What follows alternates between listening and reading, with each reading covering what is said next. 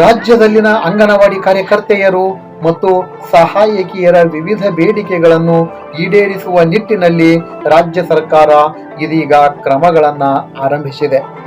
ಬೆಳಗಾವಿ ವಿಧಾನಮಂಡಲ ಅಧಿವೇಶನದ ಸಂದರ್ಭದಲ್ಲಿ ಅಂಗನವಾಡಿಗಳು, ಬಿಸಿಯೂಟ ಸೇರಿದಂತೆ ವಿವಿಧ ರಂಗಗಳ ಕಾರ್ಮಿಕರು ಹಾಗೂ ಕಾರ್ಯಕರ್ತರ ಪ್ರಮುಖ ಸಂಘಟನೆಗಳು ದೀರ್ಘಕಾಲೀನ ಹಲವು ಬೇಡಿಕೆಗಳ ಈಡೇರಿಕೆಗಾಗಿ ಹೋರಾಟವನ್ನ ನಡೆಸಿದ್ದವು. ಆ ಸಂದರ್ಭದಲ್ಲಿ ಸರ್ಕಾರದ ಮಂತ್ರಿಗಳು, ವಿರೋಧ ಪಕ್ಷಗಳ ಪ್ರಮುಖರು ಹೋರಾಟದ ಸ್ಥಳಕ್ಕೆ ಭೇಟಿ ನೀಡಿ ಬೇಡಿಕೆಗಳ ಈಡೇರಿಕೆಯ ಬಗ್ಗೆ ಭರವಸೆಗಳನ್ನ ನೀಡಿದ್ದರು. ಮುಖ್ಯಮಂತ್ರಿ ಸಿದ್ದರಾಮಯ್ಯ ಅವರು 2025-26ನೇ ಸಾಲಿನ ಬಜೆಟ್ ಮಂಡನೆಗಾಗಿ ಪೂರ್ವಭಾವಿ ಸಭೆಗಳನ್ನ ಈಗಾಗಲೇ ಆರಂಭ ಮಾಡಿದ್ದಾರೆ. ಈ ಹಿನ್ನೆಲೆಯಲ್ಲಿ ವಿವಿಧ ಇಲಾಖೆಗಳ ಮಹತ್ವದ ಸಭೆಗಳು ಕೂಡ ನಡೆಯುತ್ತಿವೆ. ವಿವಿಧ ಇಲಾಖೆಗಳ ಮಂತ್ರಿಗಳು ಮತ್ತು ಉನ್ನತ ಅಧಿಕಾರಿಗಳ ಸಭೆಯನ್ನ ನಡೆಸಿ ಮುಖ್ಯಮಂತ್ರಿಗಳು ಇಲಾಖಾವಾರು ಬೇಡಿಕೆಗಳು ಏನೇನು ಇವೆ, ಅವುಗಳಿಗೆ ಎಷ್ಟೆಷ್ಟು ಅನುದಾನವನ್ನ ಮೀಸಲಿಡಬೇಕು ಎಂಬ ಬಗ್ಗೆ ಸಮಗ್ರವಾದಂತಹ ವಿವರಗಳನ್ನ ಕಲೆ ಹಾಕ್ತಾ ಇದ್ದಾರೆ.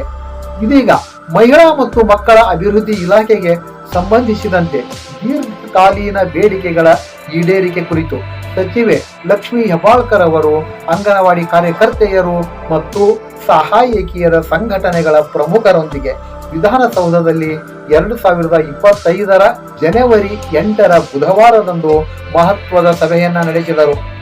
ಅಂಗನವಾಡಿ ಕಾರ್ಯಕರ್ತರ ಗೌರವಧನ ಹೆಚ್ಚಳ, ಮುಂಬಡ್ತಿ, ಗ್ರ್ಯಾಚ್ಯುಟಿ ಸೌಲಭ್ಯ, ಉಚಿತ ವೈದ್ಯಕೀಯ ಸೌಲಭ್ಯ, ಅನಾರೋಗ್ಯ ಪೀಡಿತರಿಗೆ ಸ್ವಯಂ ನಿವೃತ್ತಿ ಯೋಜನೆ ಸೇರಿದಂತೆ ಹಲವು ಪ್ರಮುಖ ವಿಷಯಗಳ ಬಗ್ಗೆ ಸಮಗ್ರ ಚರ್ಚೆ ನಡೆಯಿತು.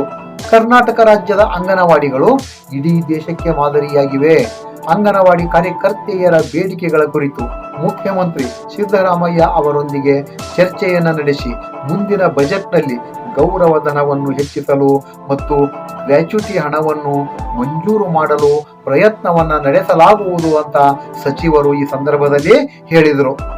ಸಭೆಯಲ್ಲಿ ಮಹಿಳೆ ಮತ್ತು ಮಕ್ಕಳ ಅಭಿವೃದ್ಧಿ ಇಲಾಖೆಯ ಪ್ರಧಾನ ಕಾರ್ಯದರ್ಶಿ ಡಾಕ್ಟರ್ ಶಮಲಾ ಇಕ್ಬಾಲ್, ಮಹಿಳಾ ಮತ್ತು ಮಕ್ಕಳ ಅಭಿವೃದ್ಧಿ ಇಲಾಖೆಯ ನಿರ್ದೇಶಕರಾದಂತಹ ಎನ್ ಸಿದ್ದೇಶ್ವರ್, ಸಚಿವರ ಆಪ್ತ ಕಾರ್ಯದರ್ಶಿ ಡಾಕ್ಟರ್ ಟಿ.ಎಚ್. ವಿಶ್ವನಾಥ್, ಸಚಿವರ ವಿಶೇಷ ಕರ್ತವ್ಯಾಧಿಕಾರಿ ನಿಶ್ಚಲ್, ಎಐಟಿಯುಸಿ ಕಾರ್ಯದರ್ಶಿ ಎಂ ಜಯಮ್ಮ, ಶಿವಶಂಕರ್, ಸಿಐಟಿಯು ಸಂಘಟನೆಯ ಸುನಂದ, ಎಐಯುಟಿಯುಸಿಯ ಉಮಾ, ಸ್ವತಂತ್ರ ಸಂಘಟನೆಯ ಪ್ರೇಮ ಮತ್ತು ಉಮಾಮಣಿ ಸೇರಿದಂತೆ ಹಲವಾರು ಪ್ರಮುಖರು ಈ ಸಂದರ್ಭದಲ್ಲಿ ಹಾಜರಿದ್ದರು.